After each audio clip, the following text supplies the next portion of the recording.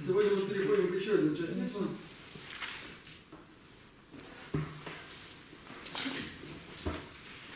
Они очень простые, мы с ними совершим очень быстро. Давайте напишем, озвучим и по-быстрому перейдем дальше.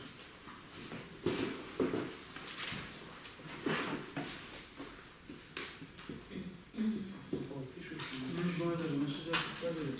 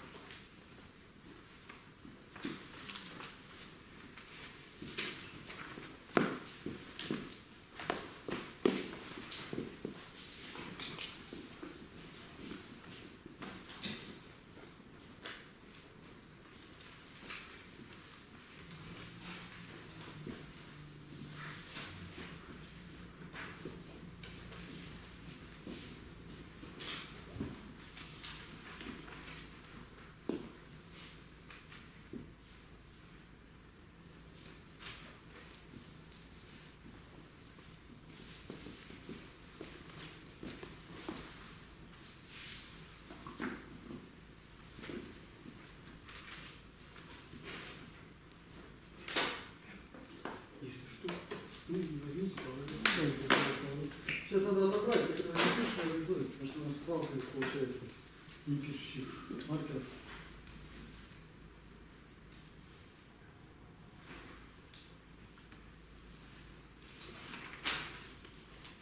Что-нибудь напоминает? На что-то должно быть похоже, нет?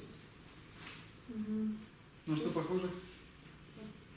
Предписные. Да, это похоже на предписные. Только какое различие? СМА. Все эти частицы СМА. Если мы проверим, то у нас было кама, тана, вама, а, рала, санам, джинчук, чуш. Здесь у нас добавляется еще одно. А еще на какие частицы похожи? Ладут. На что? Ладут. Ларды.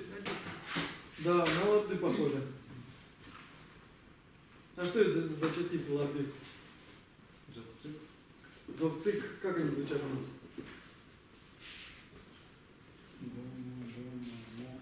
О, доно, вомо, о, роло, сото. Ларды те, зобцик, чеки. Зобцик, да, чекен час.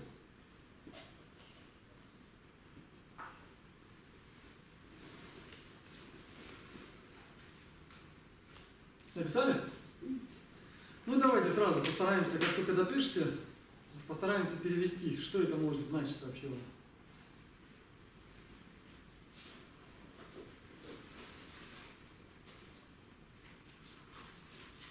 Я бы в самом деле хотел, чтобы у всех были словари, чтобы все могли пользоваться словарями, потому что это, во-первых, важно, во-вторых, удобно. И в-третьих, я надеюсь, что мы перейдем к тому этапу, когда будем по чуть-чуть переводить вместе здесь. И для этого вам необходимо всем будет иметь словарь, чтобы вы могли играть и пользоваться тут же.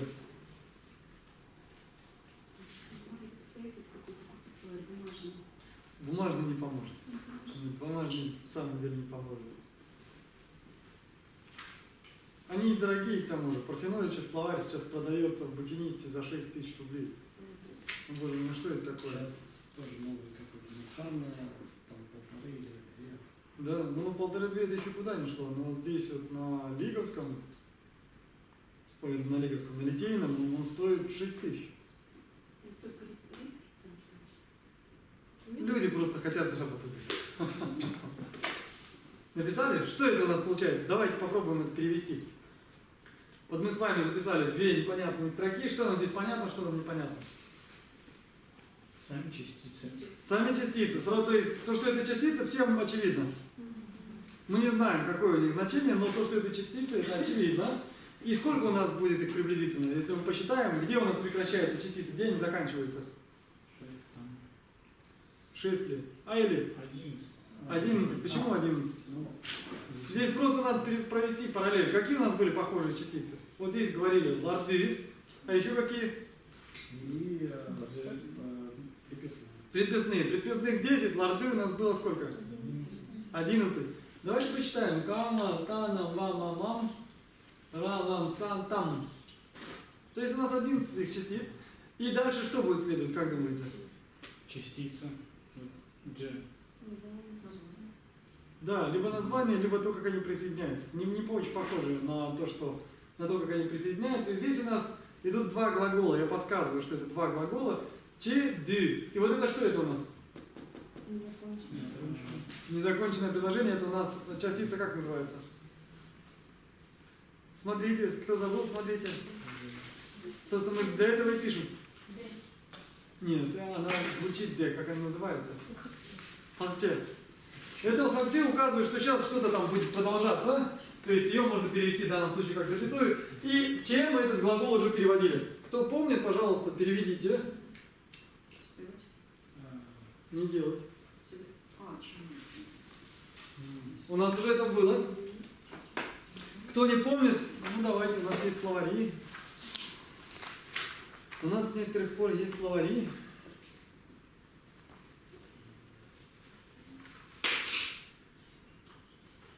У нас что, сменилось язык, что ли? А, я вообще ее сейчас подключил проводным образом. У нас есть провод. Все, понял. В прошлый раз просто отвалился Wi-Fi без включения, я перестраховался. Отлично, понял. А он сейчас не раздает? Не раздает. Ну, отлично, видимо. Так, ну и что же получается? Какие-то глаголы нашли?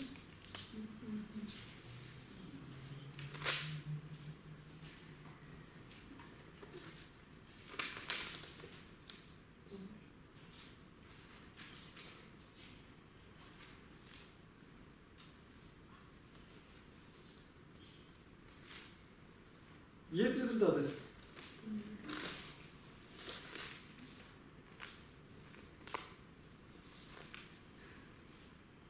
Разделять, исправлять. Это как? Разделять, Разделять. А второй глагол? собирать. Собирать. То есть эта частица называется соединяющая или разъединяющая, или собирающая и разбирающая. То есть на самом деле она может служить как для собирания, так и для разбирания. По большому счету это запятые. Или само слово «или».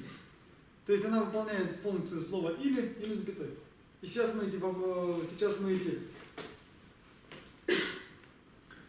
примеры посмотрим, но прежде я говорил, что мы будем выписывать все формы глаголов, которые нам попадаются.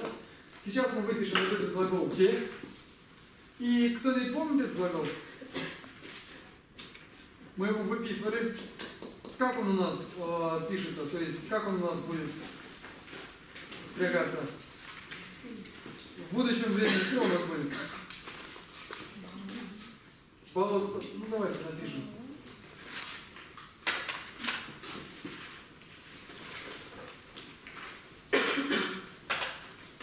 Давайте, вы мне диктуете, я буду писать. Первая формула этого глагола собирать какая будет в будущее время? Бао. Дальше что?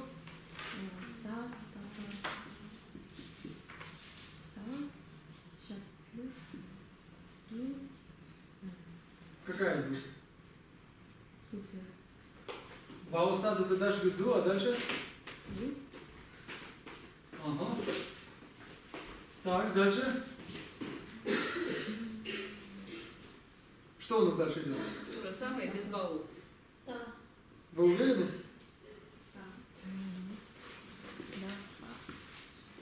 Са, дальше?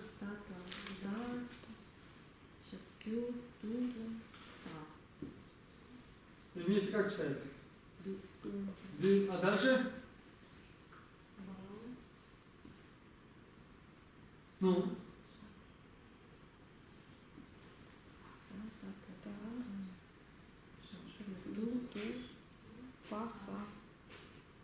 А откуда паса взялась? Просто са. Баусаду ты дашь, и дальше у нас дыся, ды.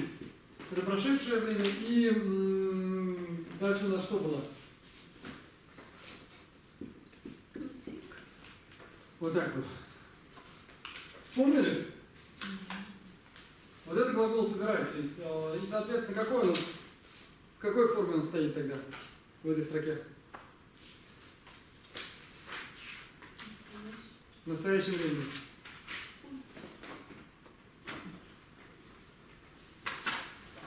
Теперь смотрите, следующий глагол в настоящем времени у нас пишется вот так. Это вот настоящее время. Будущее время у него будет писаться вот так. Как это читается? Слава Богу. Е. Кто-то помнит. Е, Че, дальше смотрите будет. Че. И дальше будет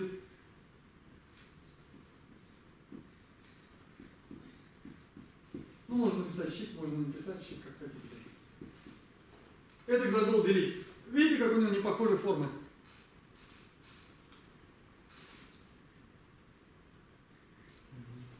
Как у нас писался падеж?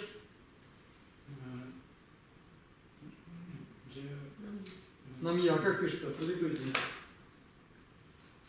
Рата.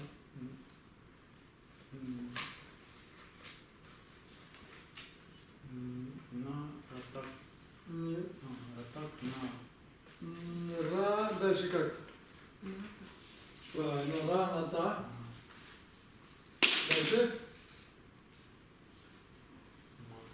Нама, нам. Дальше.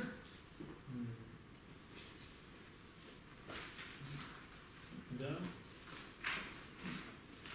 Дао. Дао. Баяда. Джа. Дембо. Дже. Е. Дао, па это я, ему е, нам е. Вот нам е вот это делить, помните?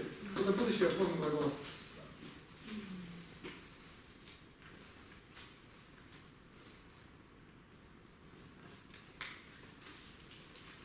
Вот эта форма образует тоже, есть такое слово.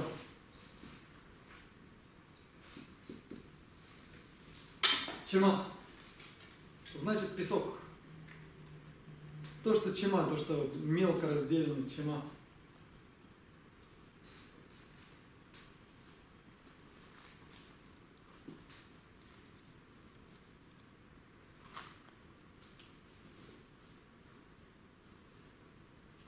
Это не песок даже, а пыль или порошок, даже так будет. Написали? Глагол выписывайте и заучивайте, потому что глагол не заучим, потом трудно будет. Мы не сможем нормально прочесть ни одного текста, потому что в текстах всегда бывают глаголы.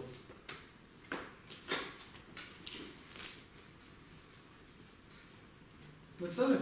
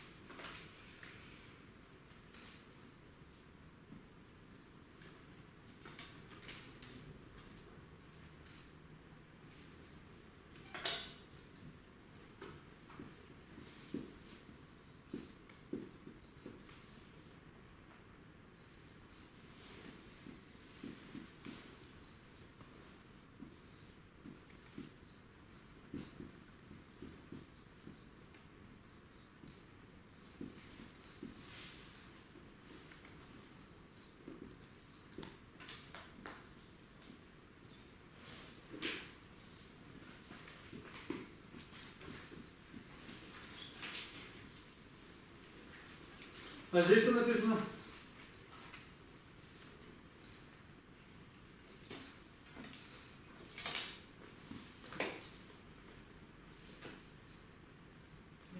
присоединения такой же, как у ладу. Смотри там. Метод чего? Метод присоединения. Присоединение, да. Какие слова здесь знаем?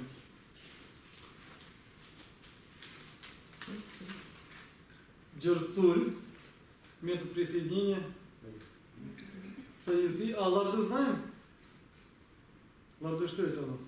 Название частиц. А какие? Главное, да. Так вот, получается, что мы знаем здесь уже почти что все. Мы не знаем кап и цин. Давайте посмотрим, если не знаем в словаре, и переведем сами. То есть это будет полезно, я думаю. Я думаю, что к концу текста мы уже можем не обращаться к словарю, потому что там слова все те же самые.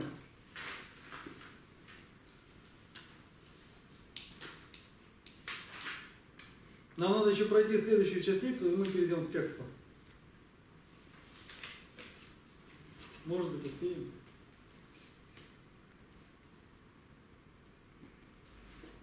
Первое слово, которое неизвестно, это кап. Что это значит кап?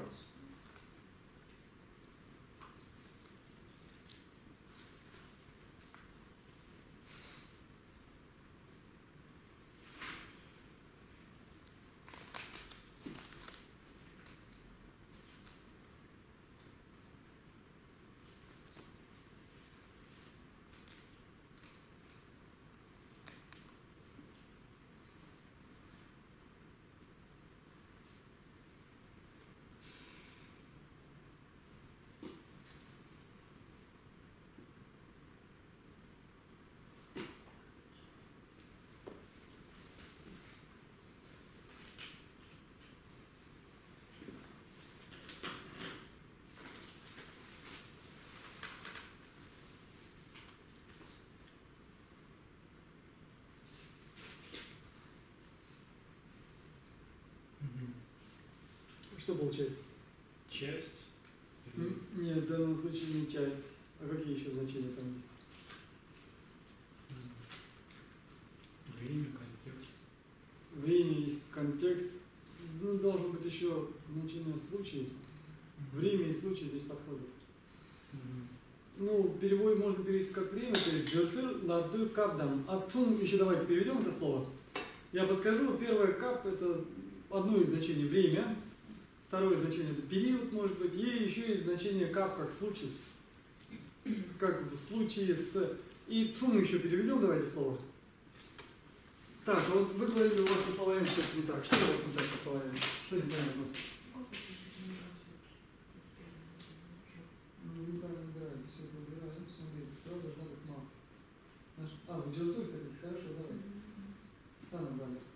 Угу. Так, подожди, туда Samsung, да? Нет. После сала у нас должна быть что? После сала у нас должна быть ба. Получилось?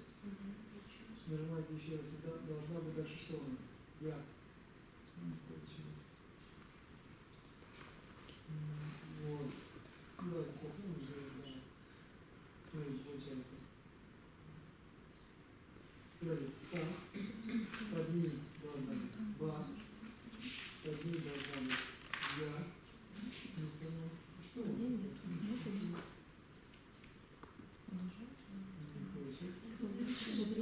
Вот так вот должно быть. Все, понял. Смотрите. Справа пишем са. Вот чтобы прописной писать, надо нажимать сюда. Кружки обозначает какая-то верхняя буква, да, вот. Вот сам таба получилось. Теперь смотрите, shift надо нажать. Видите, я так появилась. Что он рядом у нас показывает? Миллион рядом. Да, может просто сокращение.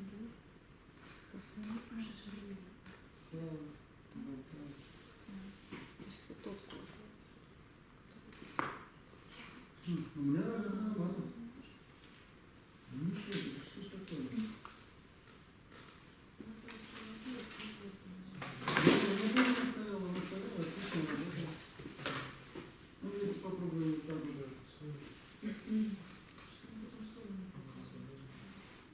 Странно, у вас какой-то глюк здесь. Так невозможно.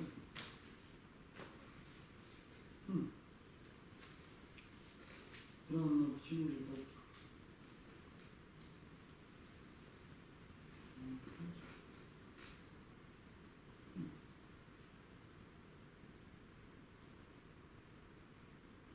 И, ну, у меня тоже был когда-то Android, и на Android давно все писал.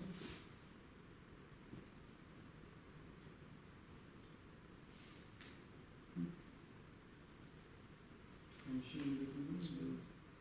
Вот, смотрите.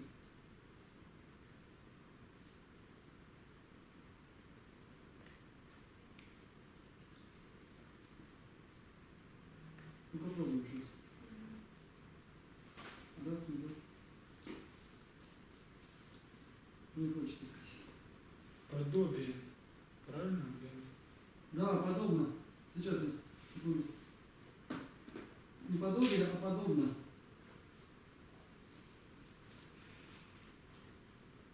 Не понял. Не знаю, чем. Я там вас не пишется. А хорошо, что... Да, не пишу, не пишу. Не хочет. Вот доска неправильно остановилась. Что-то не так здесь. Видите, у вас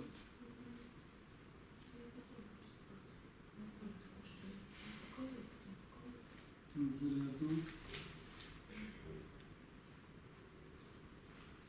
Не хочет.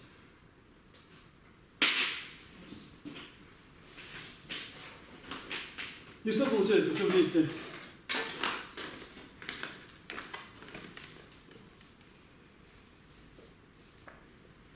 Что это, как это перевести? Если цун, это подобно.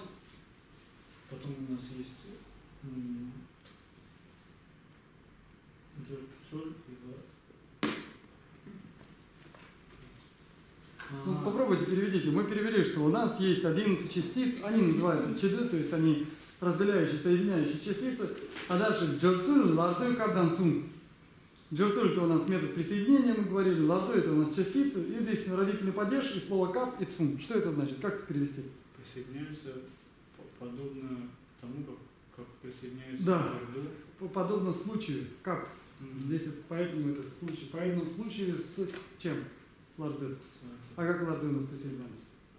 В соответствии с окончанием С окончанием, за исключением чего? то и То, да. То есть здесь у нас будет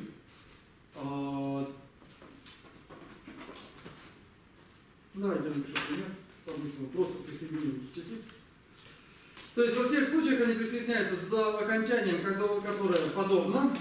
То есть если у нас там, например, было,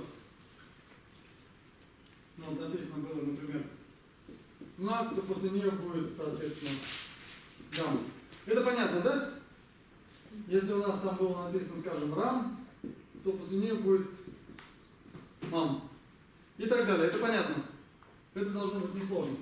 Дальше у нас, как обычно, есть частица, которая идет после даджага. Помните? В данном случае это там. С ларды у нас было то, здесь у нас там.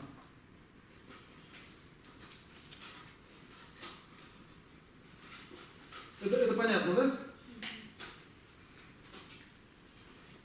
Дописали?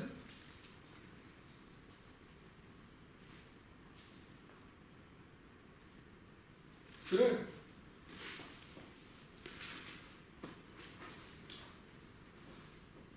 И то есть здесь вот, например,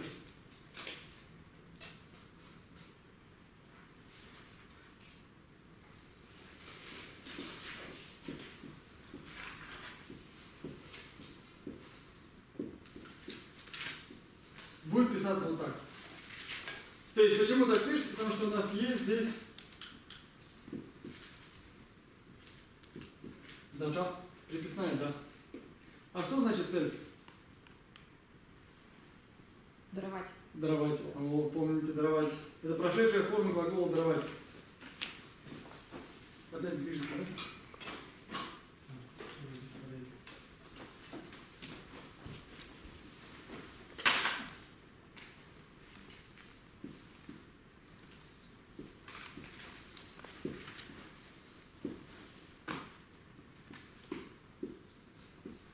А чин что это такое было?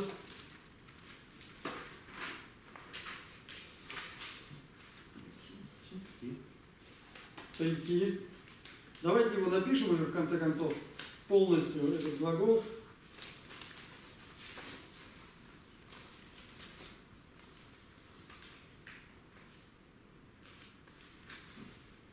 Сейчас я его напишу. Настоящая форма у него.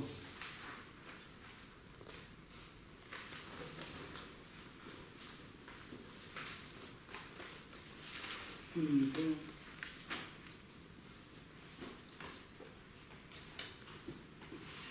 Настоящая форма у него будет.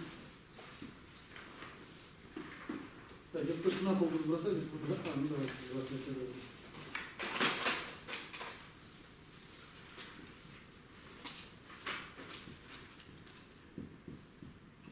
Вот это настоящая форма. Как она читается? Джо.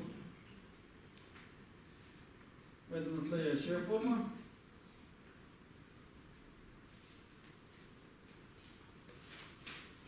Угу.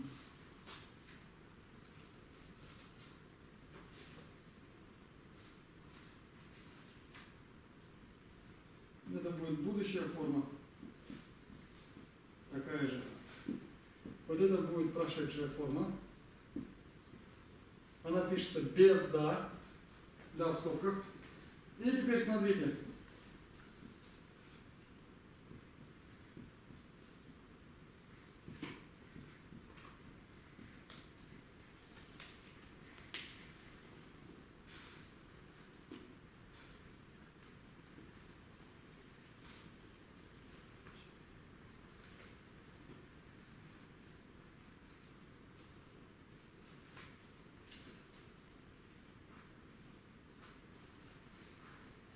То есть настоящая форма, будущая форма, прошедшая. Вот эти две через слэш. Это повелительное наклонение. В некоторых текстах пишется, то есть в некоторых списках глаголов дается форма song, как иди. В некоторых дается гю. Гю это вообще бежать на самом деле.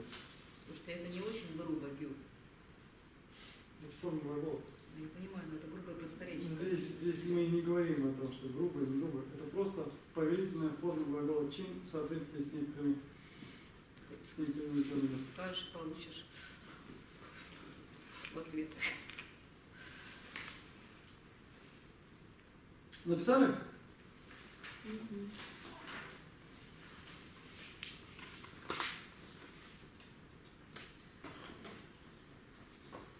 Здесь, соответственно, у нас будет писаться чинтам. Потому что D, хотя она больше не пишется, она присутствует.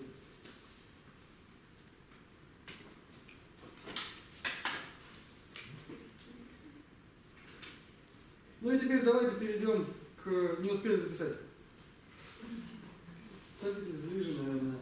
Я постараюсь стирать не так быстро, как я это делаю сейчас. И с ам у нас понятно же, да?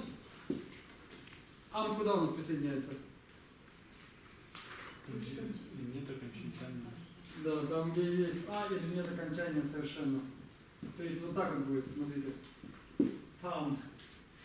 Помните у нас была? Ам. Вот они обе присоединяются совершенно одинаково. И, соответственно, если у нас написано, например, па, то вот после а будет вот так же. Па, ам. То есть, если вот здесь что-то написано, после нее идет па, то па, ам будет. Понятно? То есть, здесь окончания у нас никакого не было, поэтому у нас пишется па, ам. Но это совершенно так же, как и во всех других случаях, как было прежде в соответствии с другими частицами. И здесь у нас она имеет 4 смысла, то есть она, скажем так, выполняет 4 функции. Сейчас я покажу какие, они очень простые. Мы перейдем, разберем быстренько еще одну, да, успеваем, еще одну частичку и попробуем написать текстик.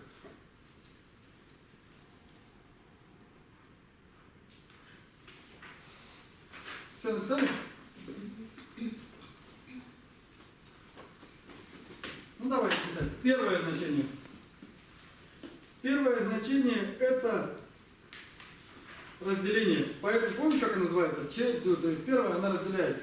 То есть, по большому счету, она работает как запятая.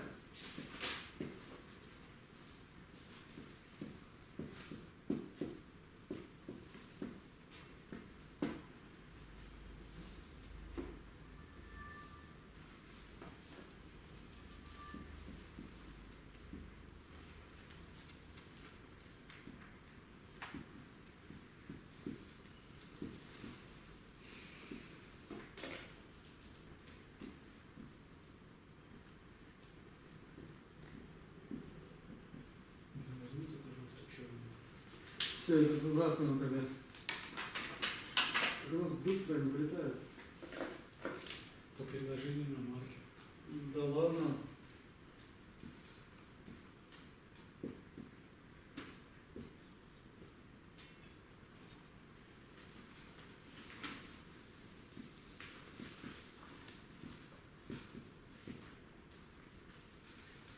Так, теперь вы не подсказывайте, а все остальные переводим. Что это такое? Дописывайте. Мы это уже писали, то есть все эти слова нам знакомы. Более того, мы здесь знаем все частицы. Давайте перейдем по-быстрому, перейдем к следующему предмету.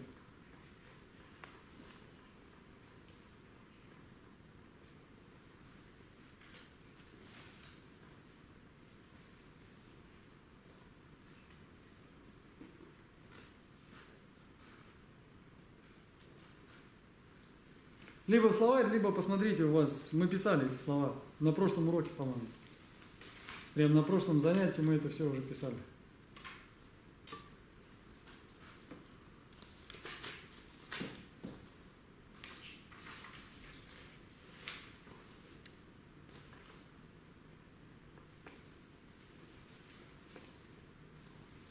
Что у нас значит первое слово? Сторона. Дальше что у нас? 4. А дальше? Двоеточие. Двоеточие. То есть получается 4 стороны света это восток, рам. Теперь смотрите. Шар, рам. Видите, оканчивается слово на ра. Получается шар. И после него идет, соответственно, частица рам. Она все обозначает запятую. Можно было написать через запятую. Шар, то есть восток, запятая. Дальше что идет? Север. Юг. Дальше. Запад. Запад. И после севера что стоит?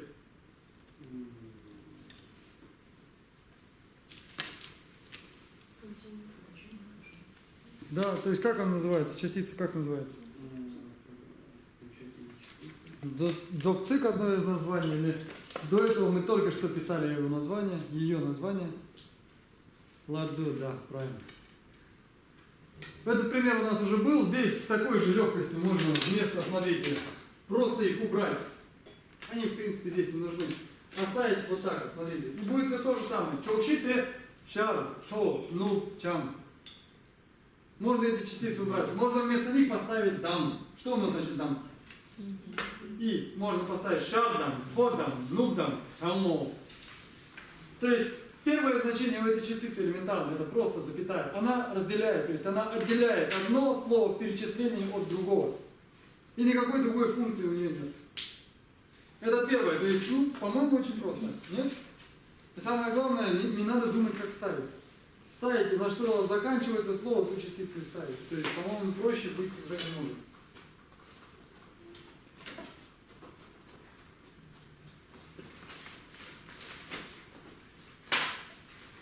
Следующее значение – это собирание.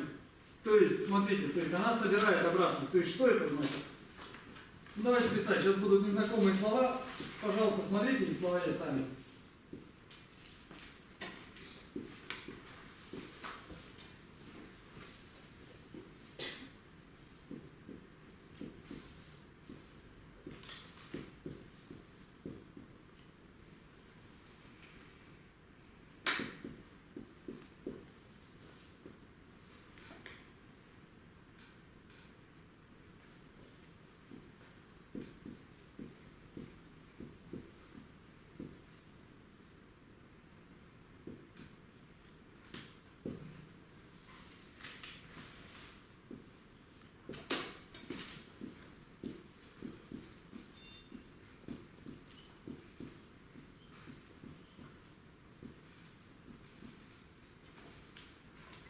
Видно?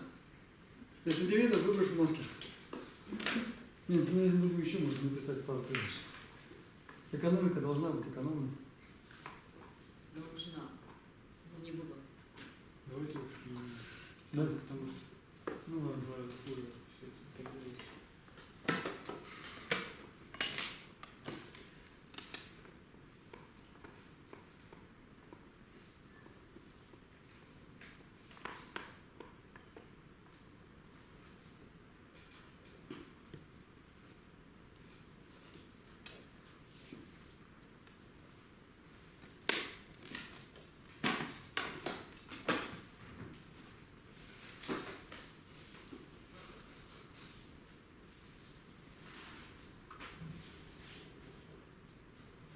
На самом деле в русском языке это тоже будет запятая.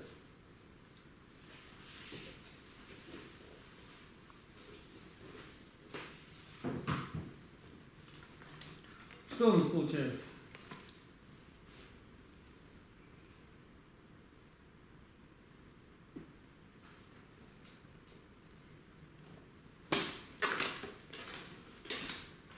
У вас нормально слова работают? Получается искать?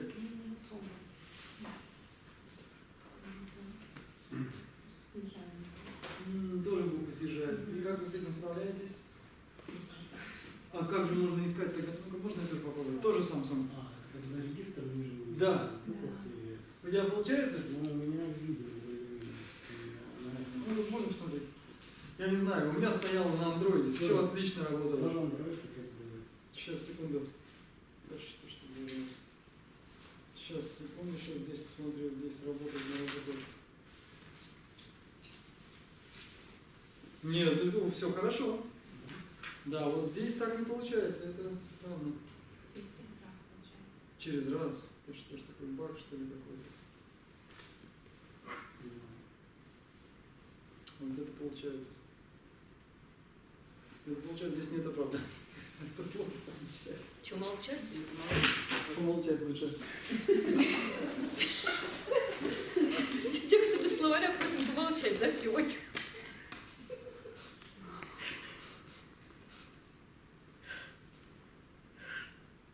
Так как не у всех у нас уровень одинаковый, а людям надо тренироваться, работать и двигаться вперед, поэтому пусть... Как я должна ответить вежливо по-тибетски, молчу-молчу. Ну да, поэтому пусть ребята сами ищут. А у вас что? У меня, по-моему, просто шрифт не установлен. Можно посмотреть? У меня словарь скачан, но как в него... Дмитрий, а потом можете помочь? Надо доску здесь стоит. Надо еще скачать шрифт, сменить его в настройках. Я могу сейчас... И далее его надо... Может быть, прямо сейчас поможет, пока есть возможность. Сереж, раздай интернет, пожалуйста. У кого-нибудь есть еще какие-нибудь проблемы со словарем? Что-нибудь не раздается, не читается, не открывается, не пишется? Да, мало того, что надо восстановить сам словарь, надо восстановить шрифт. Да, надо установить шрифт, и там доска еще есть. Вот это на андроидах это так. Поэтому я купил... Что? Надо клавиатуру просто. Да, надо клавиатуру, там шрифт отдельно не надо, но клавиатуру приходится. Я поэтому, собственно, купил себе Apple. Не потому что я большой фанат, а потому что на Apple он сразу идет автоматически, отлично пишет, и нет проблем никаких. Я на читалке запустил. И тоже работает? Ну тут тоже Android работает, да. Отлично. Отдельно клавиатура, отдельно маnual. Отлично, отлично. Там тебе так, если не Дмитрий, сядьте, помогите, прямо сейчас сделаем, чтобы дома, потому что самому это гораздо сложнее сделать, чем с кем-либо, я знаю. И у нас здесь всего 4 незнакомых слова. Давайте попробуем, сами найдем их. Второе, что-то не вам, извините. Да, Это вам. Сейчас не должен засветиться. А у вас что? У вас Android? Да. И как тоже хорошо пашет? Вроде работает, но там он иногда не присоединяет, но он существующий. Нет. Ну-ка сейчас посмотрим, я сейчас посмотрю то, что вы уже посмотрели. Предыдущее слово. Хочу знать, как он. Нет, у вас как раз таки все нормально, Паша. Нет, ну если как бы такой буквы не существует, то она не присоединяется. А, ну такое может быть сейчас, секунду.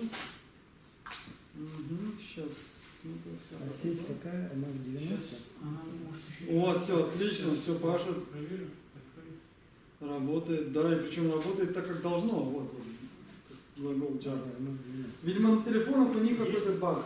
С телефоном Да, что-то есть. не Да, срабатывает, да, а на включай. планшетах, видимо, получается.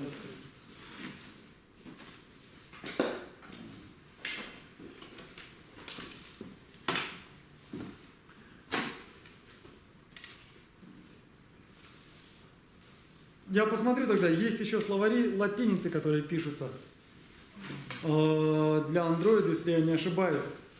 Надо просто посмотреть, если я найду, я тогда в группе выложу ссылочку, можно будет скачать тогда словарь, чтобы набирать не тибетским шрифтом, а латиницей. Это для тех, у кого на телефонах проблема с набором.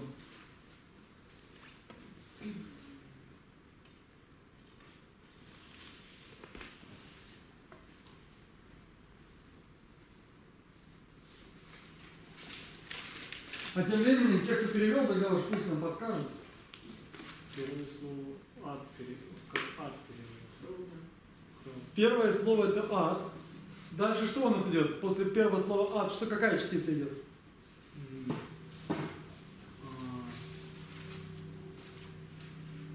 Или и, да? Запятая. Я же говорил, это запятая. Да. Ад, запятая. Дальше что? Есть. Где есть? И. А. Голодные духи. Как пишется голодные духи? Вот это что это такое? Васур. Как набирать надо васур? Васур это какая буква? Ва. Ва. То есть надо нажать нижний регистр и набрать ва.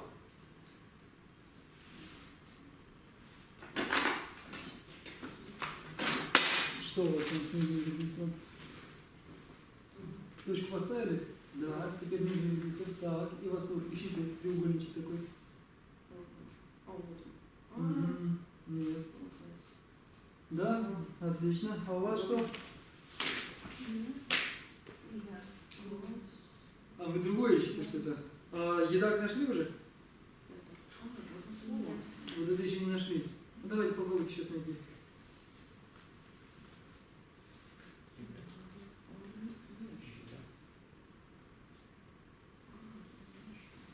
Нет, нам надо найти. Давайте вот это найдем слово. Сможете?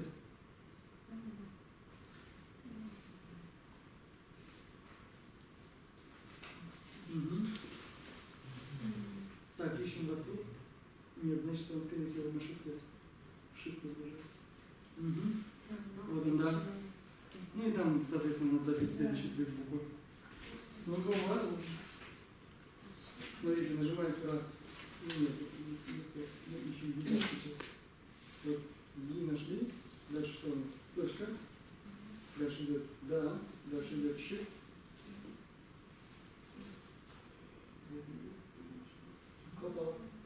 Понятно, где вас вот?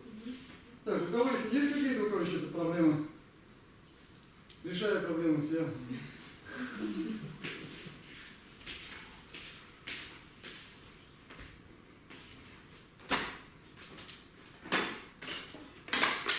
Что у вас там получается? У меня теперь не хочет планерки загружаться. У вас 33 несчастья. Что вы сегодня делали такого? Это не я, это он.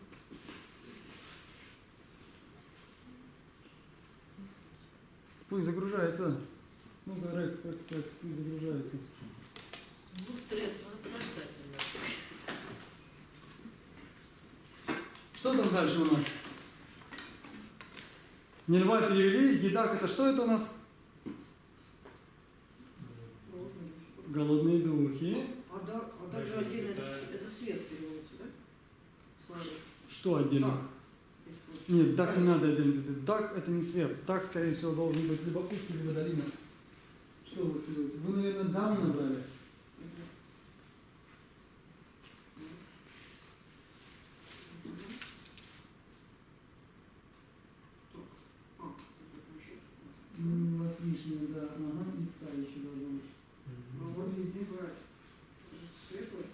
bright, open, cheerful appearance of the place. Это не светлый. Это bright, open, cheerful appearance. Это определение к appearance. А, Светлое, открытое, радостное appearance. Ну, нет, видимость of a place. То но есть, оно тут и не приводится. здесь нет, это не так. Надо смотреть едак.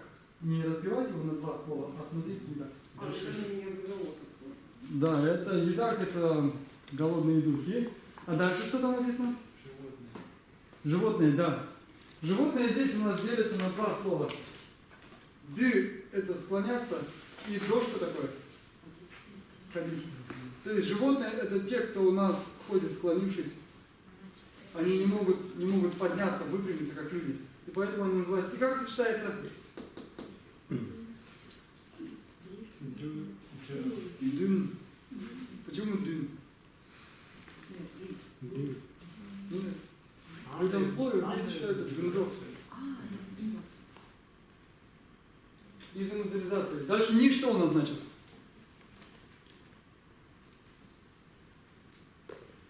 Ни у нас что значит? Выделительная частица со значением каким? Мы как ее переводили до этого? Что касается или что же до. То есть здесь выделительную частицу можно вообще перевести как тире. То есть получается, что у нас? Животные. Ады, ну или жители адов. Голодные духи, или мир голодных духов. И мир животных или животные, это что это у нас? Сумм мы знаем с вами, да? Это 3. Что 3? Это не благих удела 3. Нем это плохое, джо идти. Это, то есть, уход плохой. Ну, посмотрите в словаре, как это переведено.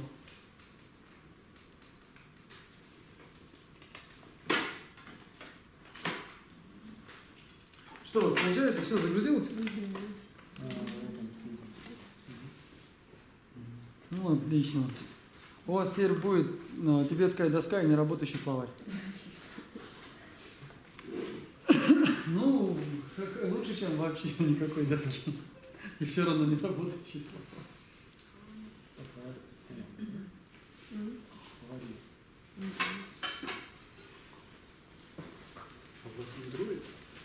Я просто на Google... Все написали, то есть понятно, да? В прошлом случае что у нас было? В прошлом случае эти частицы работали как запятая. В этом случае они тоже работают как запятая. Но с тибетской точки зрения, с точки зрения тибетской грамматики, в прошлый раз было разделение, они указывали на то, что они отделяют что-то от другого. В этом случае говорится, что они соединяют. В чем различие? Подумайте, посмотрите вот на два этих предложения. В чем различие? В принципе, одни и те же предложения. Но почему в первом случае это у нас было разделение, а во втором случае это у нас было соединение? Почему? Почему? Как дедукция, индукция? Ну, сдедуктируйте нам, а лучше синдуктируйте. Синдуцируйте, правильно. Центробежные центростремители. Да, центробежные центростремители. Морфология, морфонология. Ну скажите, ну что у нас там? Почему? В чем разница? Двоеточие мы с вами поставили, тибетцы не ставят двоеточие. Что же? Что в самом деле? Там сначала общее понятие. Вот. А там наоборот. То, что мы делили, стояло в первом случае где? В начале. Так вот, когда основа для деления стоит в начале, у нас эти частицы работают как разделяющие. То есть, вот, например, я не знаю, например, Единая Россия – это двоеточие Путин, Медведев и так далее. Понятно, да? Теперь во втором случае как у нас будет? Во втором случае где у нас стояло что? В конце стоят. В конце стоит, понятно? То есть сперва у нас говорится, что Путин, Медведев и так далее, это что? Единая Россия, понятно? Вот, это живые примеры. Я бы сказал, даже животрепещущие.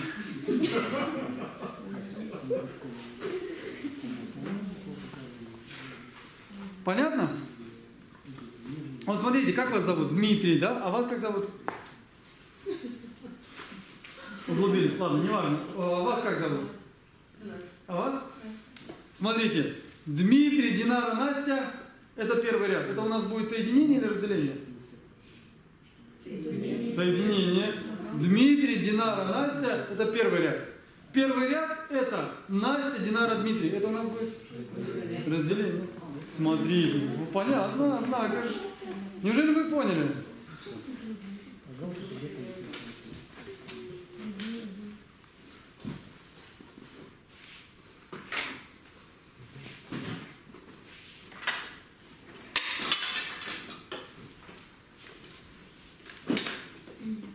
Будем еще примеры приводить или все понятно?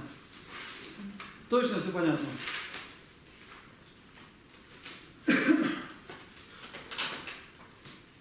Дальше у нас еще осталось два значения. Мы сегодня, видимо, не успеваем ничего сделать с текстом.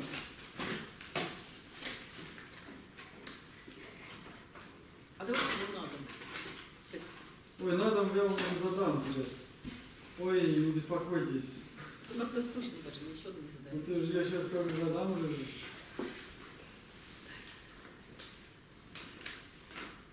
Давайте, ох, как, смотрите, как классно пишет. Вот такие нам нужны слова. Вот эти вот, запомните, это у нас стабило или стабило. Может быть, штормило даже.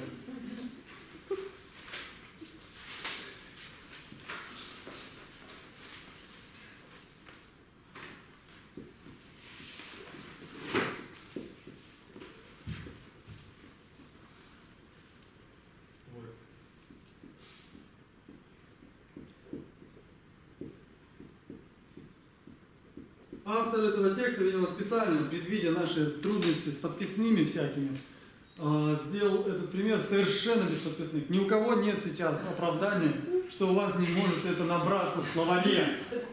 Поэтому никто сейчас не переводит, все переводим сами. Роемся в словаре очень быстро и переводим, что это значит. Сам в данном случае, я единственное, что подскажу, вот эта частица, о которой мы уже говорили, в данном случае переведется как «или».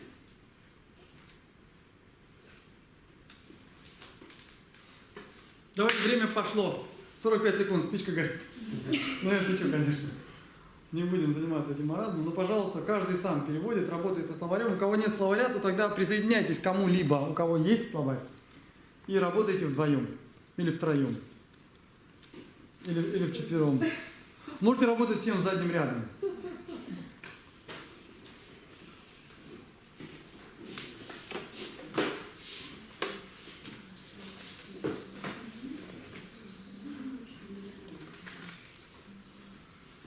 Вот я вижу командный дух на третьем ряду. Раньше это называли колхоз.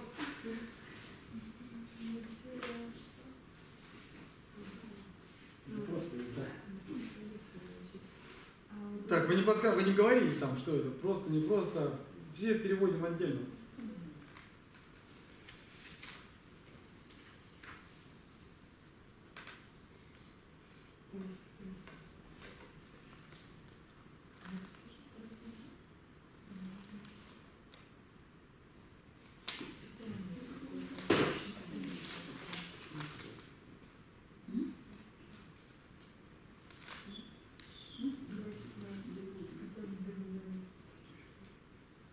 Не надо догадываться, надо переводить. Перевод это такое дело, там не надо догадываться, там надо перевести. Хотя все равно, честно говоря, приходится иногда догадываться.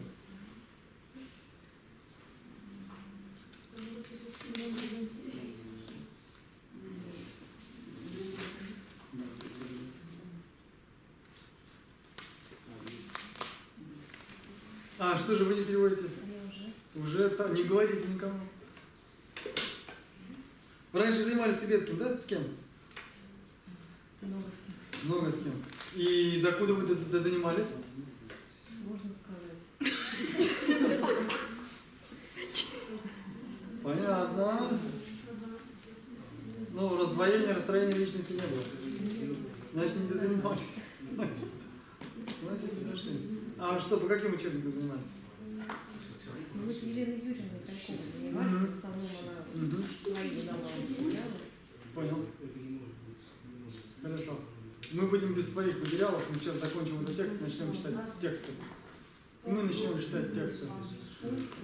Что у нас получается? Здесь уже первый ряд, я смотрю, весь справился. Как вы там?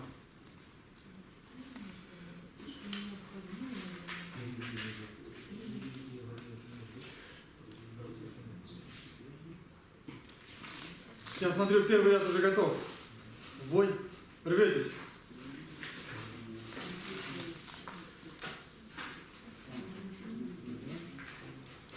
Ну и что, к какому выводу мы пришли? Что, Дмитрий, вы готовы? Ну, сейчас надо сформировать это законченное осмысленное предложение. Законченное осмысленное предложение. Ну, давайте. По словам перевели. По словам перевели. Хорошо, давайте по словам разберем. Что это у нас? Не так, как читается? Се. Дальше? Необходимость. Да, это глагол. Необходимо. То есть это модальный глагол. Здесь, смотрите, он читается. Как должен читаться? Г. Читается го. Мягкости нет. Это вот одно из тех нечастых исключений, когда читается не так, как должно. Он читается го. То есть разделение на части речи, оно условное или оно не условное? Нет, оно не условно, оно безусловно. То есть эта частица, она может добавляться и к именам, и к адвербиалам, и к глаголу. Да, но в данном случае это глагол необходимости. Он не здесь, он не модальный, это необходимость указывается. Дальше идет сам или. Дальше что вот это? Как читается? Какой тон? Тон какой?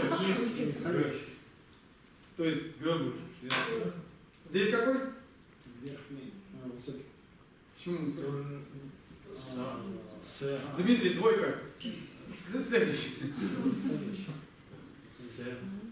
Се. Го сам. Го. Г. Го. Я неправильно прочитал, потому что Г. Го. Я перевод подписал. И что получается у нас? Какой смысл? Да. Необходима еда или одежда? Ну, если перевести буквально все, необходимо еда нужна или одежда нужна.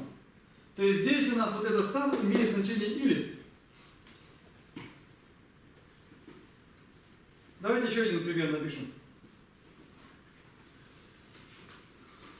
Давайте напишем еще один пример.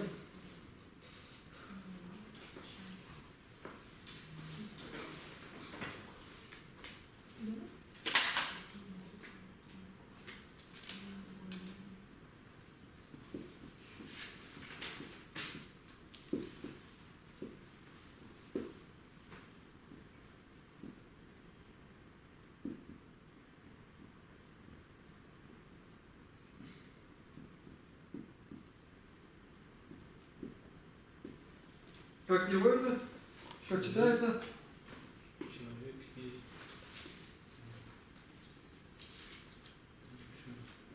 Вода.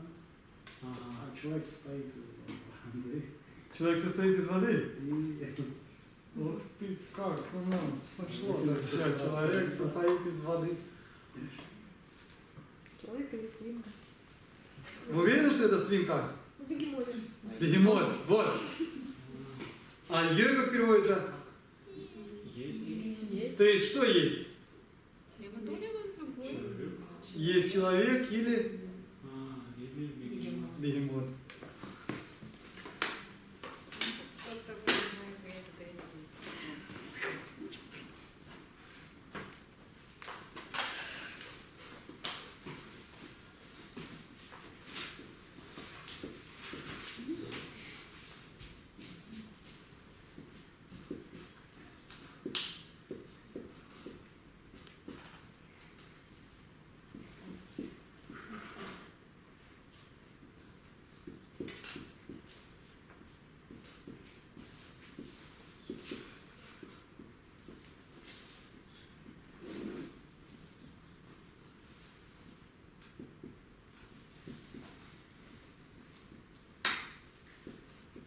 Ну-ка, все сразу смотрим в словарь.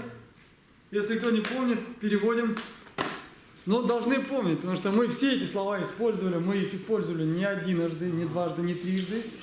Земля, вода, ну, частицы как-нибудь запятые здесь.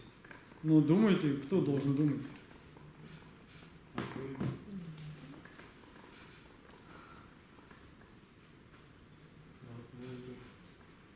Ну, давайте переведем все вместе. Допишем сперва, я все вижу, не до размышлений, я все вижу, пишут.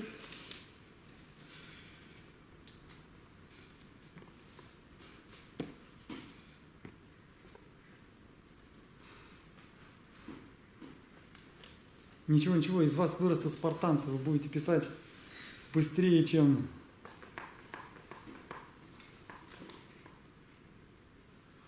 А через много-много лет вас спросят, а почему вы так быстро пишете?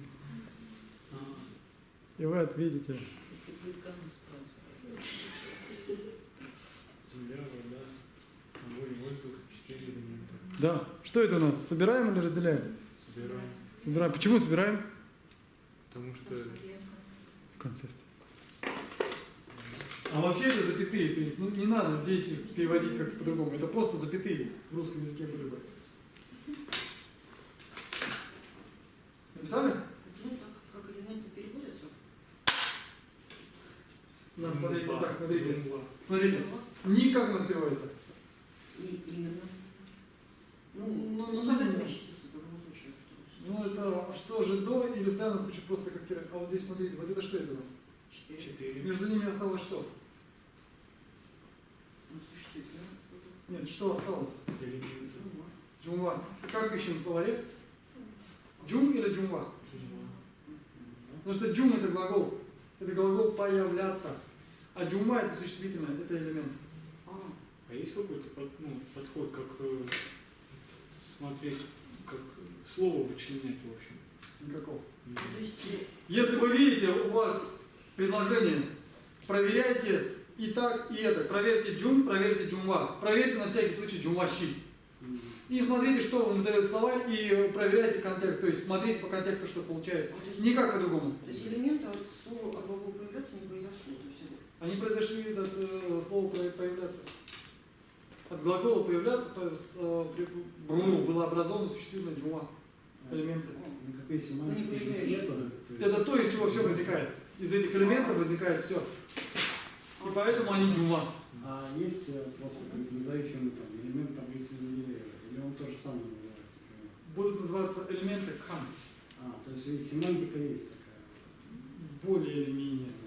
Дима, можно вопрос? Вот иногда перечисление, потом название, и там еще присутствует нам множество. Вот, например, в этом тексте «Владыка леса» там Ганна, Данна. Это не владыка леса. Ну вот тут у меня «Владыка деревьев». Ганна, Данна, Бама, Раласа, нам, Джеджук, Чу. Вот тут нам есть, а здесь могло быть это нам? Я скажу, показатели множественного числа иногда ставятся, иногда не ставятся. В большинстве случаев они не ставятся. Это было нормально для многих языков, в частности, в монгольском, например, тоже показатели множественного числа не ставятся.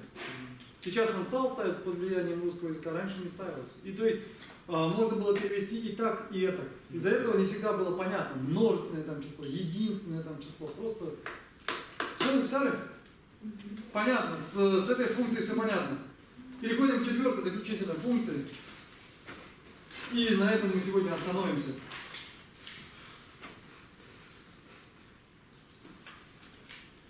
Далее она работает как вопросительная частица.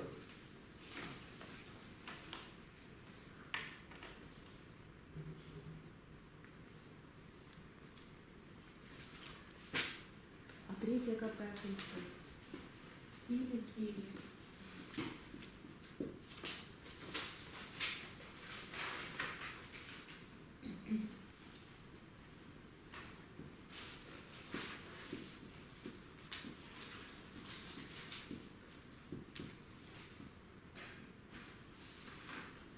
Ну-ка, давайте переводим. Здесь должно быть все легко. Почему меня нету? Я из кадра вышел. Их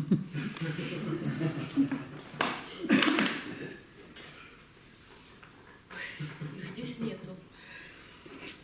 У нас. На самом деле ваше заявление не является верным. Людвиг Wittgenstein, стоя перед обшарпанной стеной, говорил, что никто не может доказать, что здесь нет слона. Так что, может быть, здесь есть Яков. Если мы его не видим, это еще совершенно не значит, что его здесь нет.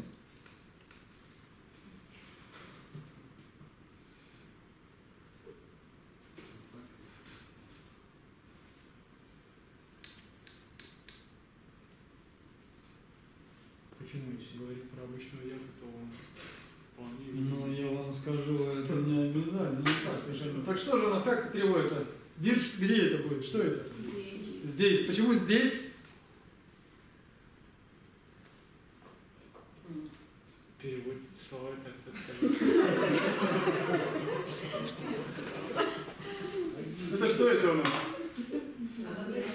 Местный падеж. Ди это что это? Этот. А дир либо в этом, либо здесь. Тоже словарь. А молодцы, научились пользоваться словарем. Вот так, да, случается, что словарь заменяет мозг. И тогда появляются гениальные переводы, это бывает. Теперь смотрите, там, что это у нас здесь? Это самая частица. Когда она стоит, смотрите, в самом конце, обычно, если она стоит в самом конце, это означает вопрос. Какая у нас была другая вопросительная частица? Пебла. Она ставится, вот их две на самом деле, вот так вот они идут. И они ставятся после определенных окончаний. Это будет позже, мы с вами это еще будем проходить. Но вот это обычно в разговорном языке. Вот это вот обычно в разговорном языке. В письменном ставятся вот эти частицы. Если она стоит на самом-самом конечном месте, на самом-самом конце, то она будет обозначать вопрос. Она у нас будет обозначать вопрос. Написали?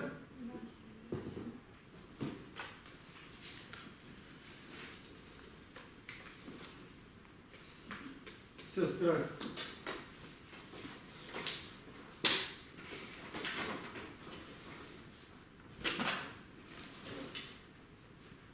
Вообще говоря, чем больше мы тренируем мозг, тем медленнее мы стареем. Чем тренированнее у нас мозг и память, то есть чем больше мы занимаемся какими-то вещами, которые заставляют наш мозг работать, тем меньше он стареет. То есть тибетский язык для этого подходит, по-моему, замечательно.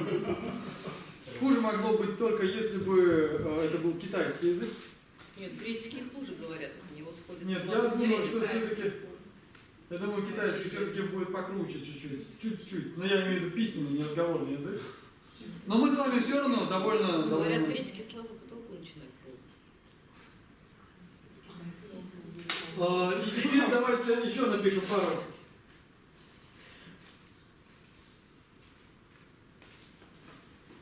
Вот он дает для вопросительной частицы такой.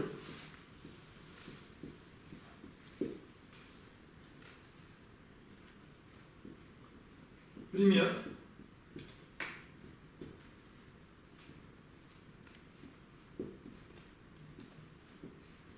Ну-ка, давайте попробуем сами перевести. Все незнакомые слова, а их здесь, наверное, много, и они очень многозначны, но все же попытаемся их перевести. Давайте попытаемся перевести все это предложение. Оно очень короткое, как вы видите. Где у нас частица? Где она? Рам. Рам здесь у нас будет значит вопрос. Но на самом деле я бы скорее здесь сказал, что это или. То есть это или в значении вопроса. Я думаю, что его пример не очень хорошо здесь подходит. Так что это здесь или в вопросе. Давайте переводим. Что у нас на последнем месте стоит? Глагол. Соответственно, перед глаголом что стоит? Нет, прям перед глаголом. Точно? Отрицание. Отлично, уже хорошо. Ну и давайте работать, переводите.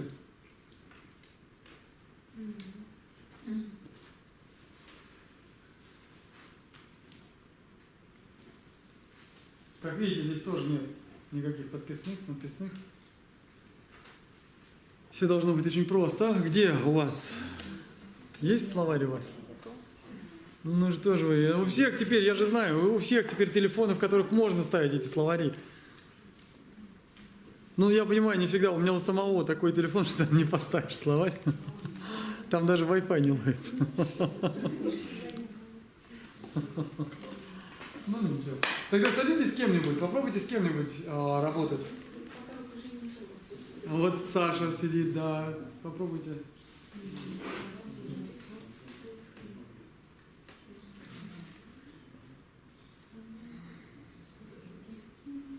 Вы понимаете, что к лету мы будем с вами уже переводить большие куски текста? То есть вам надо сейчас уже как-то поднаторить. Надо уже как-то стараться.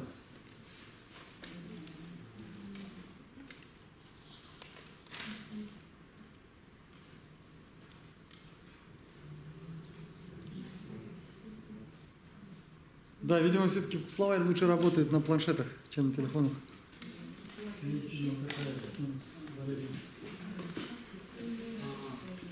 Так, слушаю.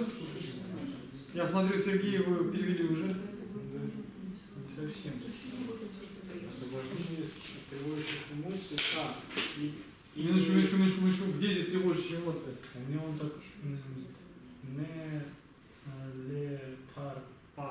Он перевел как without disturbing in the mind.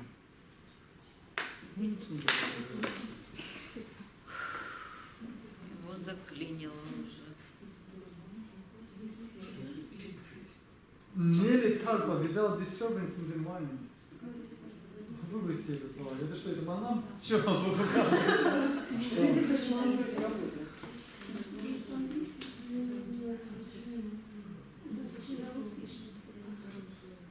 Получается, что это заболевание. Так, болезнь, заболевание. Второе. Экшен. Это не экшен. Карма. Нет. Не смерть. Действие работы. Смотрим еще там. Нет, неужели частички такой? Есть такое значение? Завершение, совершение. Нет. Ну, или карма, или работа, или действие.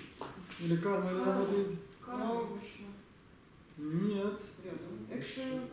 No action. Экшен. Смотрите, самое последнее значение какое? Я вас прошу, там есть еще. Particle. О, particle. Что такое particle? Частица. Particle. Какая particle? И слушай, какие вы умные. Все-таки вот не зря я с вами здесь. Ну не зря, вот я чувствую. С третьего раза нашли. Я думал, с шестого, седьмого будет. Нет, с третьего. Ничего.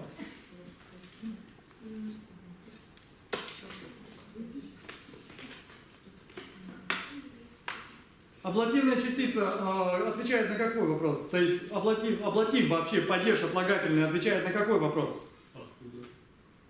Из-за чего? Вот. Ну, из-за чего нам сейчас не важно, отвечает да, но в данном случае это откуда? И переводится заболевание от кели. Или нет? Или как переведется? По какой причине? Нет, по какой причине я сказал? Второе значение нам сейчас не важно. Нам важно первое. На русский язык это переводится как от. Я дал уже все подсказки. Могу дать еще кефира. Все, что могу. Дальше что у нас идет? Какой? Нет. Освобождаться. Как это переведется первая часть? Освобождение. Заболевание. Ну, здесь, скорее всего, глагол будет либо освобождается, либо освободится. Здесь рам, я говорил, какое имеет значение? Или. И дальше? Как все это вместе переведется?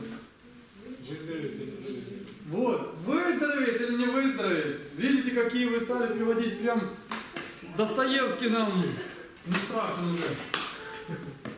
Вы уверены? 30 томов. Я думаю, что нам уже ничего не страшно. Близко к тексту, как от меня требовали. Можно вопрос? Как определяется, изменение это человек или отрицание? Только по позиции предложения и по контексту. То есть если глагол слева вниз, Да. Нет, ну он же тут может... Да, здесь вот у нас в синтаксисе получается так. Когда мы рассматриваем предложение, нам необходимо посмотреть сперва слева, Да. потом справа. То есть мы сперва смотрим так называемый левый контекст, затем мы смотрим так называемый правый контекст, и затем то, что называется кумекаем. Нет, ну глагол же справа существительное слово себе стоит. ну, Нет? глагол. Бывают варианты, конечно, но в остальном обычно так. То есть у нас, если здесь стоит где-то, вот здесь вот стоит подлежащее, где-то у нас там в конце стоит сказуемое, где-то в середине у нас будет тогда дополнение, прямое, косвенное, неважно, и где-то у нас там еще будут обстоятельства действия, времени и так далее, и так далее. А то есть существительное должно стоять в начале? Не существительное, а подлежащее, во-первых. Да. Ну, и вот здесь, вот смотрите, перед глаголом, скорее всего, здесь будет стоять, как если вот стоит ми или ма, то, скорее всего, будет стоять частица отрицания или настоящего или прошедшего времени. Тем более, что здесь тар, рам, митар, здесь должно быть очень ясно. Тар — это освобождаться, рам или митар, то есть это вот, если такой ряд попадается, то есть сразу должно быть понятно, что это вопрос и что это или. То есть он освободится от болезни или нет. Ну или не освободится.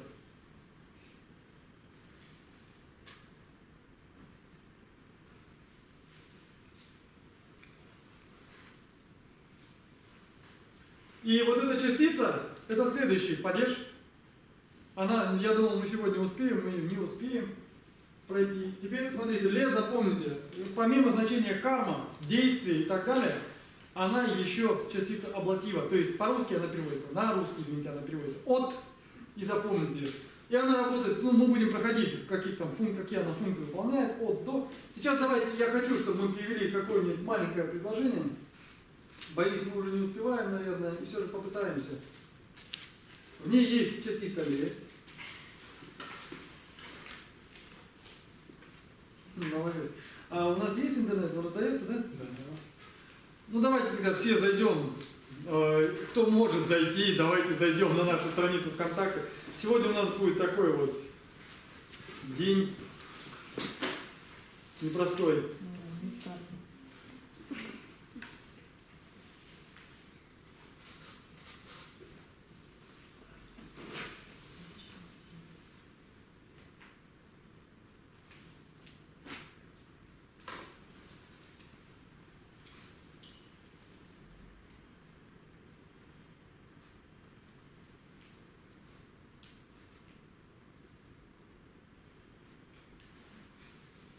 Что нам помогает?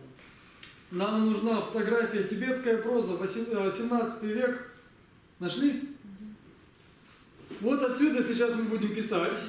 Ниже есть перевод. Еще ниже, видите, здесь написано тибетская проза, 17 век, 4. 4, соответственно, это сноска. Сноска у нас говорится, что хроника 5-го Далай-ламы. Пекин, то есть это пекинское издание. Это вот маленький кусочек, это из учебника Юрия Николаевича Рериха.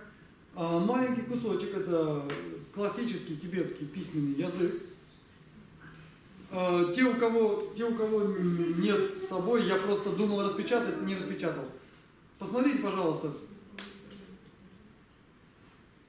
У вас сел девайс, да?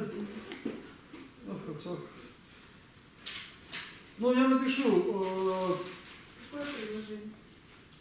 начнем с первого.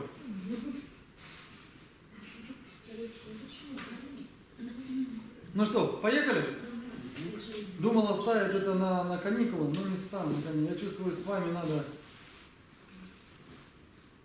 С вами нельзя расслаблять вас, я так понимаю. Я так понимаю, что расслабляться вы сами умеете. Видимо, мне придется вас все время напрягать. Потому что сами вы как не напрягаетесь. Буду я у вас напряжителем, не напрягателем.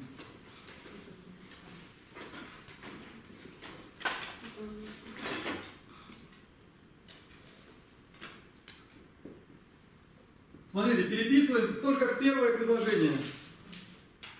А первое предложение у нас заканчивается на 3-й строке. Я думаю, что у нас только переписывание займет минут 20, так что давайте сразу переписывать. Если мы что-то не успеем, а скорее всего мы перейдем только первую половину, вторую половину вы переведете дома.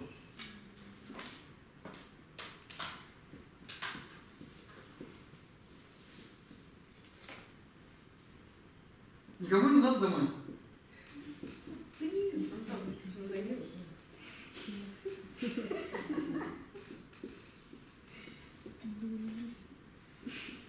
Здесь, кстати, чай есть. Дома нет. Я к тому, что он продержится с чаем.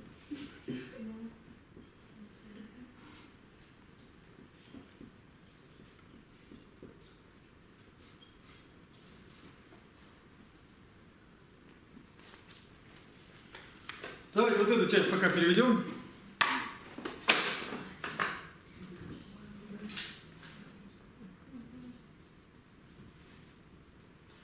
Здесь у нас нет подлежащего, не говорится что. И давайте прямо по словам я вам сейчас разделю эти слова. И по словарю нарабатывайте навык. Нарабатывайте навык со мной, пока я здесь, как говорили мои старшие, пока я жив.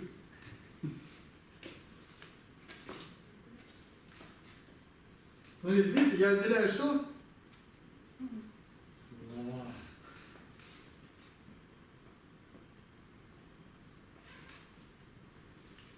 Смотрите, я кое-что специально отделил.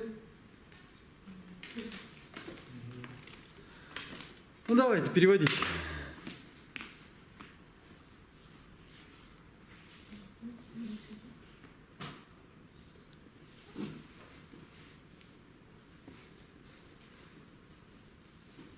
Вы знаете, с годами начинает казаться, что ты всегда переводил быстро и хорошо, что ты никогда не сидел по полчаса и не искал слов в словаре.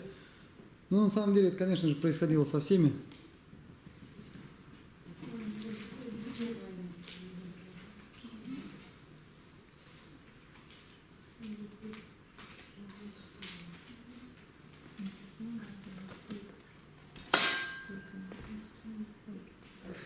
Помните, что это отрывок из какого-то произведения?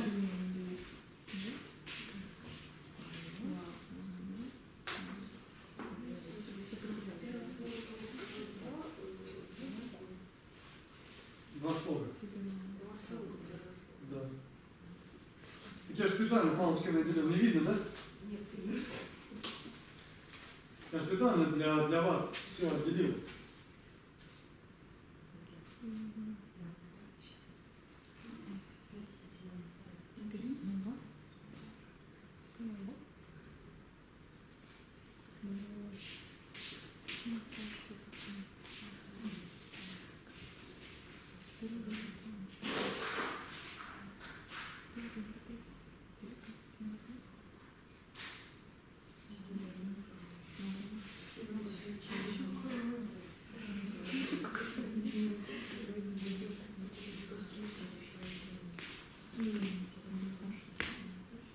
Все, готовы? Переводим?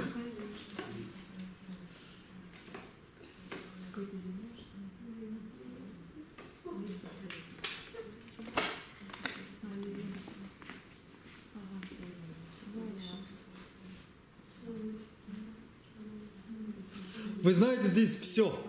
Вы знаете все частицы. Вам не знакомы просто слова. Собственно, зачем мы изучаем грамматику? Мы изучаем грамматику для того, чтобы тибетский текст для вас превратился во что-то, что вы можете разобрать со словарем.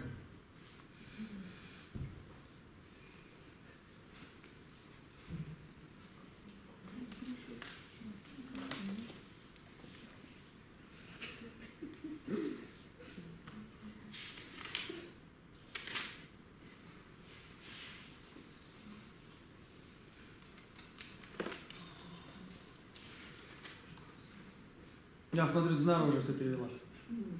Нет.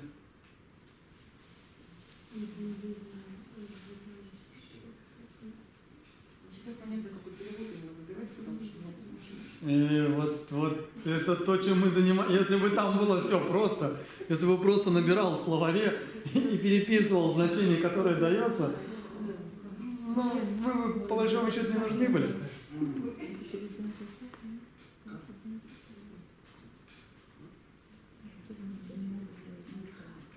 Истерика с американцем на 4-м курсе русского отделения. Я не понимаю, куда русские грибы ходят. Кто ходит? Грибы ходят, куда русские грибы ходят. А куда в русские грибы ходят? Выражение левантийское. Пошли грибы. Какие пошли грибы? Пошли грибы, у русских выражений есть. Ну, начался грибной сезон. А в лесу пошли грибы? Ну да, где же мы еще ходить-то? Это реальная история.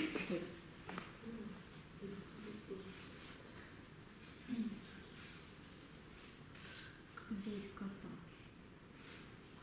Здесь что Да, сделать? вот са, потом как писать са, кота. Вы прям как в карате сказали, как сделать кота.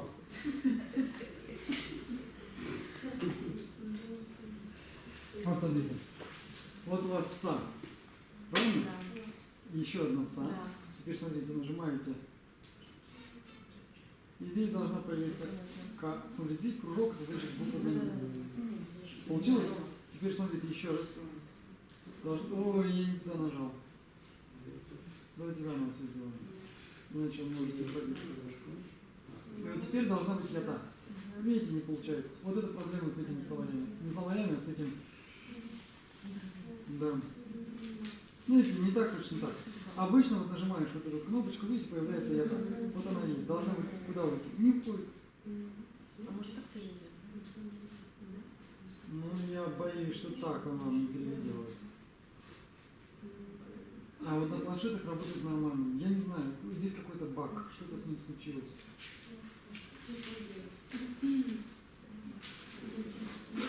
Нет, не хочет. А, да, это Саки. Ну, что такое Саки? Догадались? Что такое Саки? Ну, это же представитель школы Саки. Это...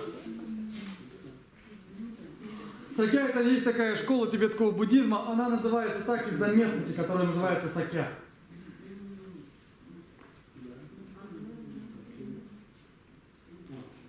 То есть, как вы думаете, это будет школа буддизма или местность в данном случае? Посмотрите. Местность. Местность переводится следующим образом. Ради интереса давайте послушаемся сюда, потому что потом опять будем не услышим, не вспомним. Дмитрий. Вот видите, я же говорю, не услышим, не вспомним. Са — это земля, кя — это сера. Сакя — это местность, серая земля — это местность Тибета центральная. И из-за этого, то есть от этой местности пошло название школы Сакя. Главный монастырь у них был расположен там. И традиция пошла Сакя. В данном случае я подскажу, это местность, это не школа. Есть еще вопросы? Да. Какой?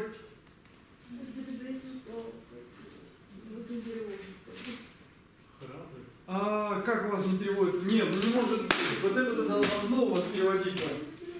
Ну как не переводится? Так, минуточку. Вы что пишете?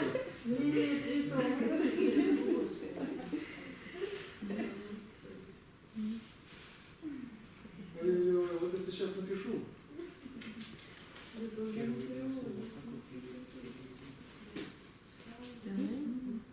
После этого рассмотрим. Второе тоже.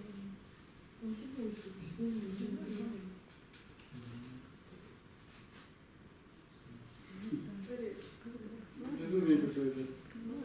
Ну, не хочет у вас вообще ничего делать, он ленивый стал. Он, видимо, на телефонах что-то там не так. На телефонах он не хочет работать. Ладно, я вынужден перевести. Палден — это эпитет. Вот этот Палден — это эпитет. Знаете, такой есть Палден Чирап Ринпоче? Ты не слышал? Он у него Палден Чирап, это Палден, это первый Палден. Палден, Пал — это великолепие, Ден — это обладатель. Палден — это великолепный. Это то, что на санскрите известно как Шриман. Ну, если кому-то это известно.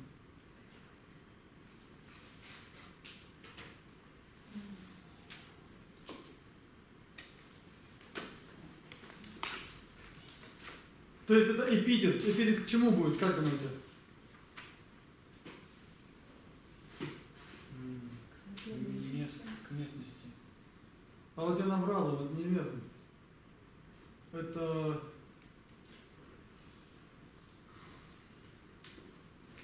А сейчас мы проверимся. Что у нас переводит Юрий Николаевич? Человек, монастырь, обитель. Ну, Денса это да, это обитель. Да.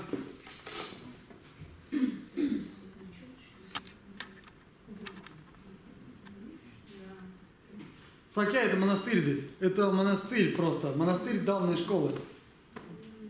То есть местность Сакя, есть традиция Сакя, а вот Пелден Сакя это будет монастырь данной школы. Тот самый монастырь, откуда начала появляться эта школа. Ну давайте переводить. Все, написали? Перевели?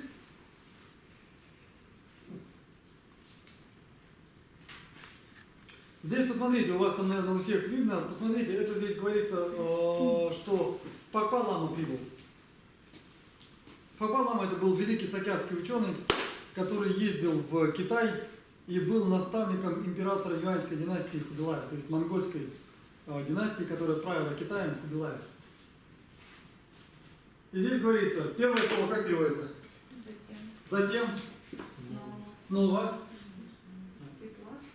Нет, обитель. Это Денса, это монастырь. Обитель. Обитель как называется? Вот это вот все вместе. Великолепный Сакья. Дальше Пев, что это такое? И тип у нас, смотрите, Пев, это прошедшее время должно быть. Значит, что это говорится? Он пришел. Пев это уважительный глагол, имеющий значение как идти туда, так и приходить сюда. Но в данном случае он пришел. Ну и все, мы перевели первую часть этого предложения. То есть Пакпа, затем снова Пакпа Лама куда пришел? Великолепную обитель Сакья. Смотрите, здесь Ра на что указывает? Да, куда пришел. То есть, смотрите, мы с вами начали переводить хронику 5-го Далай-ламы. Это, боже мой, это у нас с вами 17 век. Правда, мы перевели с вами очень медленно и чуть-чуть, но если вы будете продолжать заниматься, то, глядишь, у вас останется человек 2-3, и к зиме кто-то что-то начнет переводить.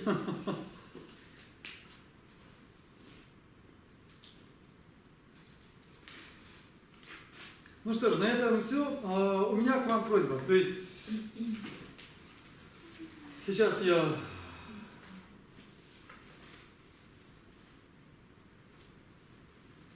написал об этом на сайте, то есть на нашей странице, но на всякий случай еще раз скажу. 13-17 апреля занятий у нас не будет. Мы теряем 1 неделю. Затем приезжает Ело Ринпоче. Ело Ринпоче программу я где-то выкладывал, да, я выложил ее на странице ВКонтакте. Ело Ринпоче будет давать учения. Я не хотел бы вести эти занятия, когда Ело Ринпоче дает учения, чтобы не растягивать аудиторию, то есть чтобы людям не пришлось делать этот выбор. Поэтому у нас не будет занятий, я поступаю только сейчас так. В следующие разы, когда будет приезжать кто-то из учителей, мы не будем делать этих каникул, то есть мы не будем отменять учения, потому что иначе мы не будем с вами заниматься вообще. Сейчас идет весна, будет лето, будут приезжать все. Если мы будем каждый раз отменять занятия, когда будут учения, мы с вами можем не заниматься до сентября. И поэтому 13-17 у нас занятий не будет. С 17 апреля по 26 будет здесь Ело Ринпоче. То есть 20-24 апреля у нас снова пара пропадает. У нас получается чуть ли не полмесяца, практически более полумесяца уходит в никуда. Поэтому я выложил на нашей замечательной странице, это самый последний свежий пост, грамматика тибетского языка Юрия Николаевича Рериха. Она устарела морально. Она написана с ошибками, потому что там Юрий Николаевич, когда писал по-тибетски, он местами допускал небольшие орфографические ошибки. Но это очень хороший учебник, и самое главное, он очень понятен и краток. Я думаю, что было бы хорошо, если бы вы все, то есть я его специально выложил, он легко скачивается. Пока меня не будет, пожалуйста, там всего-навсего 68 страниц, то есть 68 сканов.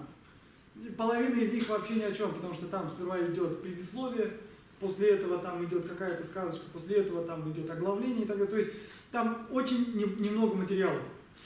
Как раз на 2 недели. Я вас очень прошу, прочтите. Прочтите и запомните, потому что то, что мы сейчас изучаем, это традиционный подход. То, что объясняет Юрий Николаевич, это европейский подход. Я думаю, что хорошо знать и то, и другое. И после этого мы с вами, здесь осталось грамматики, уже мы основные частицы практически все прошли. Мы закончили все с вами падежи. Еще чуть-чуть, и мы сейчас с вами начнем переводить тексты. То есть тексты мы будем переводить следующим образом. Я буду брать только классические тексты, никакого современного языка. Я буду брать тексты, у всех должны будут быть словари, потому что мы будем работать со словарями. И какие-то тексты, ну, то есть какие-то кусочки будут задаваться на дом. И мы с вами будем учиться переводить, потому что это вот у нас была первая основная цель, это первый у нас первый шаг, то есть первая стадия. Мы учимся переводить классический тибетский письменный язык.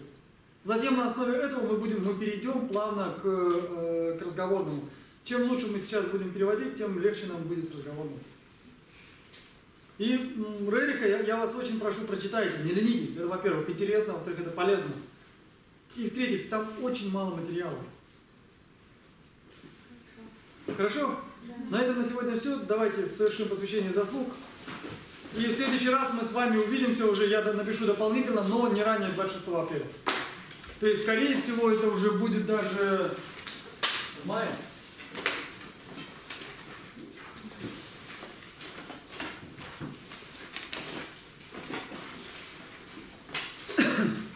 Chanjo Danjo Rinpoche, Makevana Kekyoche, Kevanyan Bamyan Konekondo Pevache, Tony Tava Rinpoche, Mato Bana Tokyoche, Tavanyan Bamevaya, Konekondo Pevache, Kane Rabe Korbe Shinkanso, Kendan Deva Malu, Chere Bante Zekatsu, Shape Site Bado Tengyoche, Jambe Pavo Chitar Kembadan, Kondo Sambo Teyan Deshente, Dida Kenge Sodalach, Yavandida Danjerato, Tiso Sheva Yava Danjegi, Mavagala Jodo Mava, Lage Gevet Vatikinga, Sambo Jojerato Mavaregi. Спасибо.